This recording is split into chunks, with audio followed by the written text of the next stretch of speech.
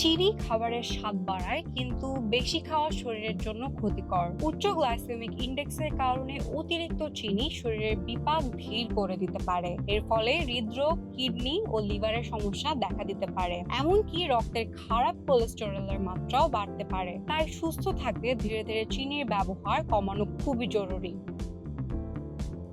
হঠাৎ করে পুরো চিনি বাদ দেওয়ার চেয়ে ধাপে ধাপে কমানো সহজ এবং কার্যকর। যেমন, আপনি যদি কফি বা চায়ে আগে 2 চামচ চিনি নিতেন, প্রথম সপ্তাহে 1.5 চামচ চিনি নিন, পরের সপ্তাহে 1 চামচ। ধীরে ধীরে স্বাদও মানিয়ে নিবে এবং শরীরও অভ্যস্ত হয়ে আসবে। সব খাবারে কিন্তু চিনি লাগে না। ডাল, তরকারি বা স্যুপের স্বাভাবিক স্বাদ উপভোগ করার চেষ্টা করুন। রান্নায় ধীরে ধীরে চিনির পরিমাণ কমালে স্বাস্থ্যের জন্য উপকার হয় এবং স্বাদের সঙ্গে মানিয়ে নেওয়া সহজ হয়। কোমল পানীয় বা মিষ্টি মকটেল এড়িয়ে চলুন।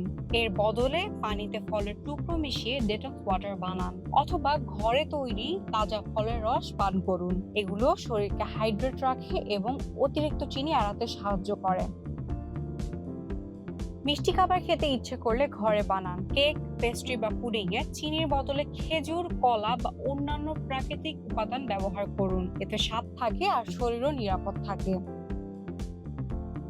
বাজারের খাবার কিনতে গেলে লেবেল ভালো করে দেখুন।